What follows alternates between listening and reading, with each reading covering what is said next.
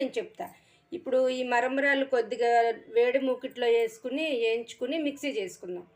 మరమరాలు వేయించుకోవాలి, జీడిపప్పు కూడా వేయించుకుందాం. 2 కలిపేసి మూకుట్లో వేసి వేయించేసుకుందాం.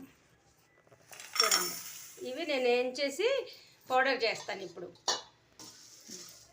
ఇప్పుడు ఇవి కొంచెం వేయించుకుందాం. వేయించుకుంటే పచ్చివాసన లేకుండా ఉంటాయి అన్నమాట. ఇవి వేయించుకుని మరమరాలును పంచదార పౌడర్ చేసి పెట్టుకుని నేను మీకు వీడియో చూపిస్తాను మళ్ళీ. చూడండి, ఇవన్నీ చక్కగా వేయించేసుకుని ఆరిపోయినాయండి. మిక్సీ గిన్నెలోకి తీసుకున్నా. ఇప్పుడు దీన్ని మెత్తగా పౌడర్ చేసుకుంటాను. మెత్తగా పౌడర్ చేసుకుని తర్వాత పంచదార కూడా వేసి పౌడర్ చేసుకుంటాను. నేను మీకు చూపిస్తాను అంతా ఎలా చేయాలనేది. ఇప్పుడు ఫస్ట్ అయితే దీన్ని మిక్సీ చేసుకొస్తా.